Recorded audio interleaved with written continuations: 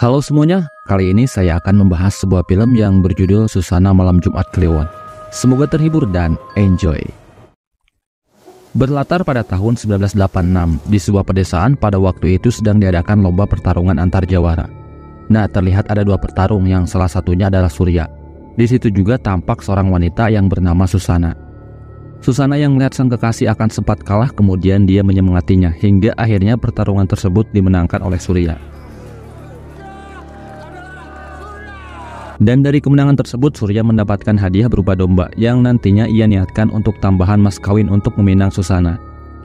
Saat mereka berdua sampai di rumah Susana, terdapat ada orang yang menagih hutang, dan ternyata ayah Susana menggadaikan rumah dan tanahnya kepada Raden Aryo hanya demi untuk berjudi sabung ayam, dan dia pun kalah. Di sini Susana pun mencoba untuk meminta waktu, akan tetapi orang-orang itu tidak memberikannya. Hingga akhirnya Surya pun memberikan seekor domba itu sebagai itikat baik untuk melunasi hutangnya. Anggap ini sebagai itikat baik untuk melunasi hutang. Raden Aryo adalah seorang saudagar terkaya di desa itu. Dia tahu kalau keluarga Susana tidak akan sanggup melunasi hutang-hutangnya. Lalu Raden Aryo mengundang semua keluarga Susana untuk datang ke rumahnya. Kedua orang tua Susana sendiri tidak tahu maksud dari undangan Raden Aryo. Dan ternyata maksud tujuan Raden Aryo mengundang mereka hanya untuk meminang Susana sebagai istri keduanya.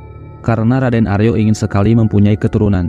Dan dari istri pertamanya Raden Aryo tidak bisa memiliki anak. Namun istri Raden Aryo yang bernama Minanti mendengar hal tersebut membuatnya terkejut dan marah. Karena walau bagaimanapun kedudukannya akan tersingkirkan oleh keberadaan Susana jika Aryo benar-benar menikahi Susana. Namun di sini Susana tidak ada pilihan lain selain mengikuti tawaran tersebut. Hingga ia harus mengorbankan cintanya kepada Surya hanya demi untuk melunasi hutang keluarganya. Dan akhirnya pesta pernikahan Susana dengan Raden Aryo pun diselenggarakan. Namun ketika di tengah pesta sedang berlangsung, Surya tidak terima dengan pernikahan mereka. Dia mencoba untuk mengacaukan pesta pernikahan tersebut. Namun tak mudah bagi Surya karena dia harus berhadapan dengan para pengawal Raden Aryo hingga terjadi perkelahian.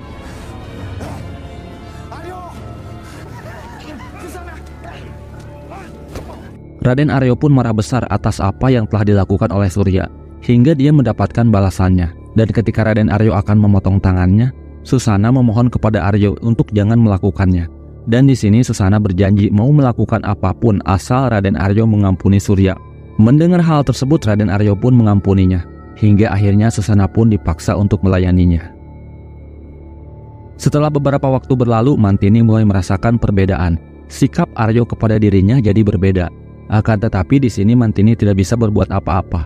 Dia hanya bisa menahan amarahnya.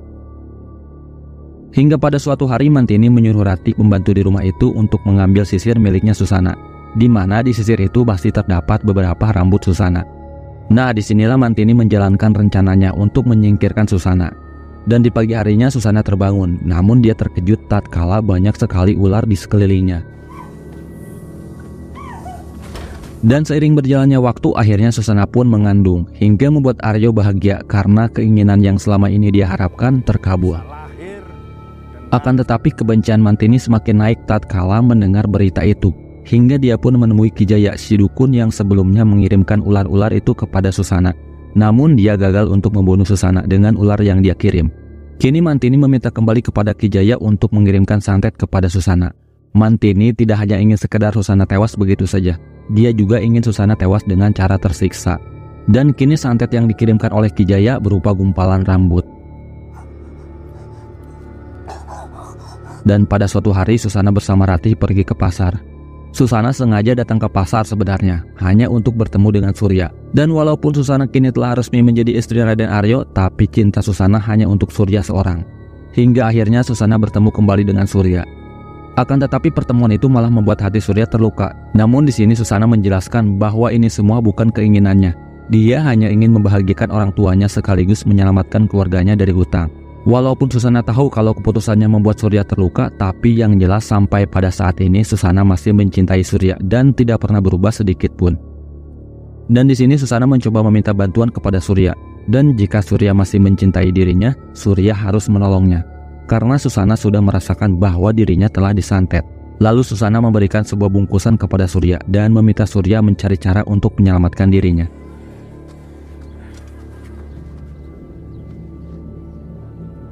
Beberapa bulan kemudian kehamilan Susana sudah semakin membesar.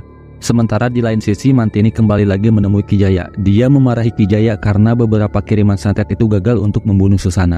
Mantini pun mulai tidak percaya dengan kemampuan Ki Jaya. Lalu kemudian Ki Jaya pun bisa melakukan seperti apa yang diminta oleh Mantini. Namun syaratnya dia harus tidur bersama Ki Jaya.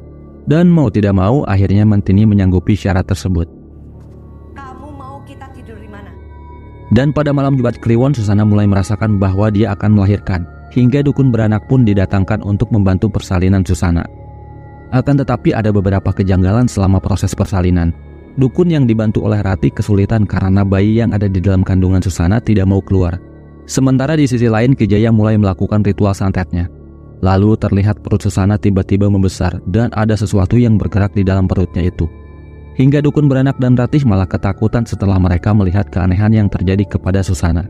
Kini Susana pun mulai merasakan kesakitan yang hebat. Dan keanehan terjadi kembali ketika kandungan itu berpindah tempat dan kini berada di punggungnya Susana. Dan akhirnya kandungan itu pun pecah hingga membuat Susana pun wafat dengan penuh penderitaan. Tapi anak yang ada di dalam kandungannya masih bisa terselamatkan. Namun di sini Minanti justru malah menuduh kalau Susana mempunyai ilmu hitam dan kejadian ini adalah karma atas ilmu hitam yang dimiliki oleh Susana dan anak yang dikandung Susana berkelamin perempuan. Sedikit ada rasa kecewa di dalam hati Raden Aryo karena Aryo sebenarnya menginginkan seorang anak laki-laki untuk menjadi pewaris tunggal semua kekayaannya. Beberapa hari setelah Susana wafat, Ratih keluar dari rumah. Di sana dia bertemu dengan Surya. Surya hanya ingin menitipkan sebuah Al-Quran kecil bersama tasbih untuk diberikan kepada Susana. Namun sayang semuanya sudah terlambat. Ratih memberitahukan kalau Susana telah meninggal dunia. Dia juga mengatakan kalau Susana meninggal karena disantet. Tapi Ratih sendiri tidak tahu pasti siapa yang melakukan santet itu. Mendengar kabar tersebut, Surya begitu sangat terpukul, seakan-akan tak percaya kalau Susana telah meninggal dunia. Dia juga meminta kepada Ratih untuk memberitahukan di mana kuburannya Susana. Sesampainya di sana, Surya langsung menggali kuburan Susana. Surya masih belum rela untuk kehilangan Susana. Di sini Surya menggali kuburan Susana hanya ingin melihat Susana untuk yang terakhir kalinya.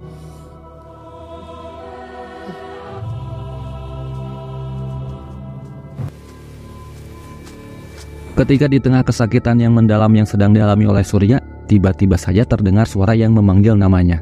Dan ternyata suara itu adalah iblis. Dia menawarkan kepada Surya kalau dia bisa menghidupkan kembali Susana. Tak hanya itu, dengan bangkitnya Susana mereka juga bisa mencari tahu siapa sebenarnya pelaku yang telah menyantet Susana.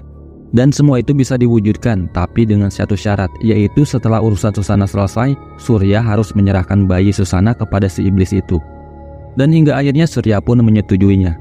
Dan tiba-tiba saja Susana benar-benar bangkit kembali. Dan di sini si iblis hanya mengembalikan sukma Susana dan dimasukkan kembali ke jasadnya saja. Bisa dikatakan Susana antara hidup dan mati. Surya yang melihat Susana hidup kembali merasa bahagia. Dan awalnya Susana sendiri tak percaya kalau dirinya kembali hidup. Tapi setelah Surya menjelaskan kalau dirinya mengikat perjanjian dengan iblis untuk menghidupkan kembali Susana, Susana pun akhirnya mengerti tujuan utama Susana kembali hanya ingin bertemu dengan anak kandungnya. Sedangkan tujuan Surya ingin mencari tahu siapa orang yang telah menyantet Susana. Suara anakku.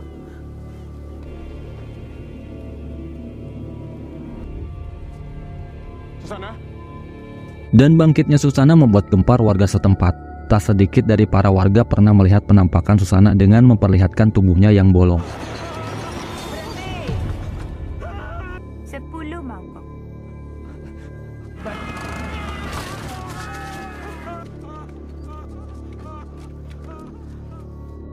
Lalu di sini Surya mulai menyusun sebuah rencana untuk mencari tahu siapa pelakunya.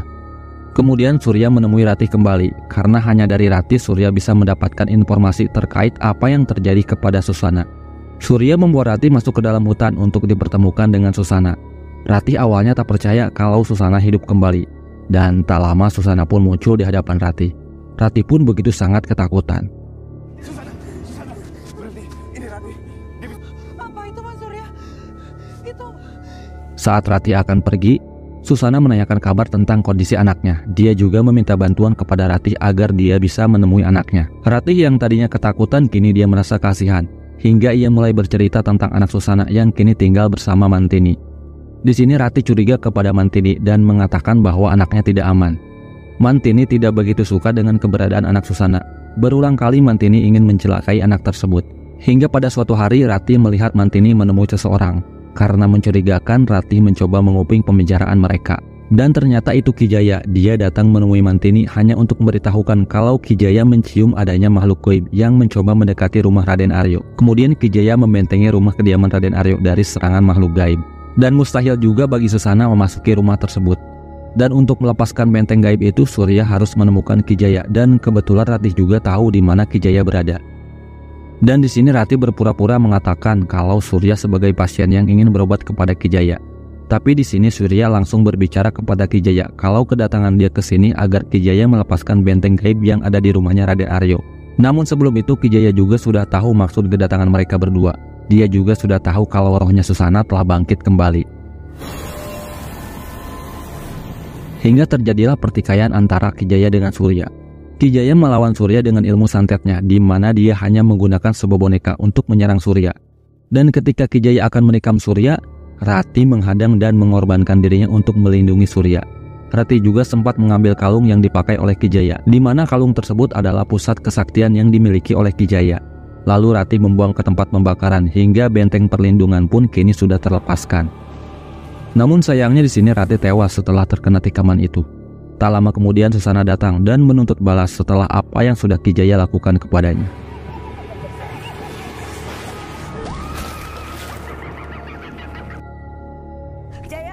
Kemudian Mantini datang kembali ke rumah kediaman Kijaya. Betapa terkejutnya dia menemukan Kijaya yang sudah tewas. Dan sejak saat itu Mantini mulai mendapatkan teror dari arwahnya Susana. Karena merasa keselamatannya sudah mulai terancam, Mantini mencari dukun lain untuk melindungi rumah mereka. Si dukun itu tahu betul kelemahan dari makhluk gaib yang menyerang Mantini. Justru si dukun sengaja akan menangkap Susana jika Susana datang kembali. Dia juga memberikan beberapa pusaka untuk menangkal serangan dari Susana. Dan kemudian tiba-tiba muncul Ratih. Setelah beberapa hari ia menghilang. Ratih datang kembali ke rumah Raden Aryo. Dia beralaskan kalau selama ini dia pulang karena orang tuanya sedang sakit keras. Dan Raden Aryo sama sekali tidak mencurigainya. Kemudian dia pun meminta Ratih untuk kembali mengurus anaknya Susana. Akan tetapi Mantini sedikit curiga kepada Ratih.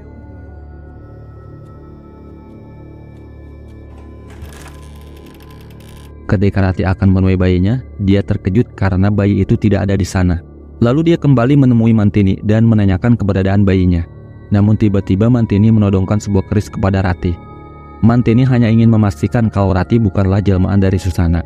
Namun Ratih hanya terdiam seolah-olah tidak terjadi apa-apa kepada dirinya. Mantini masih ragu, lalu dia kembali melihat Ratih dengan cermin pusaka pemberian si dukun. Dan di cermin itulah baru diketahui kalau ternyata Ratih adalah jelmaan dari Susana. Dan seketika itu Susana pun menyerang Mantini. Mendengar suara gaduh di dalam rumah, penjaga pun langsung masuk. Doro?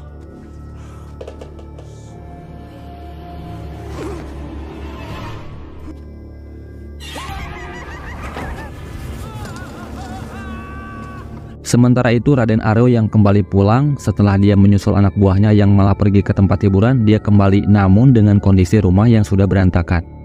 Dia juga menemukan salah satu anak buahnya sudah tewas dengan cara yang sangat mengenaskan.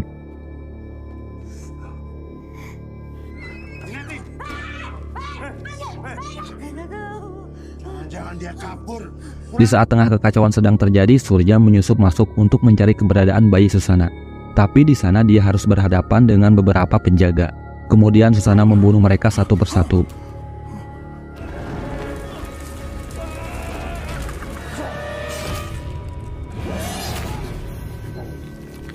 Setelah para penjaga itu tewas, kini yang tersisa hanya Mantini bersama Raden Aryo.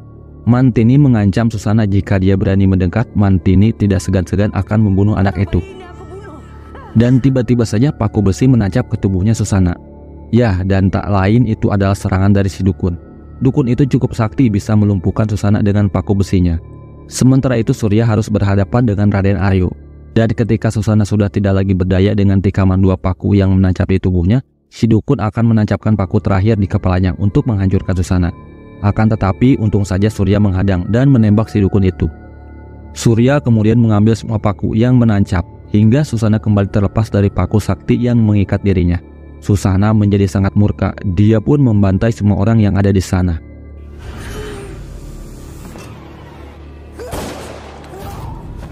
Mantini mencoba kabur dan melemparkan anak Susana. Dan setelah memastikan anaknya selamat, dia mendatangi Mandini. Susana pun menuntut balas atas apa yang sudah Mandini lakukan kepada dirinya. Dan tiba-tiba punggung Mandini membesar seperti dulu yang dialami oleh Susana. Setelah semua dendam Susana terbalaskan, dia meminta bayinya. Susana juga mengajak Surya dan bayi itu untuk hidup abadi bersama selamanya di alam sana. Akan tetapi Surya sadar kalau di dalam tubuh Susana bukanlah Susana yang sebenarnya, melainkan sukma Susana yang dikendalikan oleh iblis. Dan di sini terlihat Surya membawa paku, dan dengan sangat terpaksa Surya pun harus menghancurkan Susana, karena walau bagaimanapun bayi itu harus tetap hidup.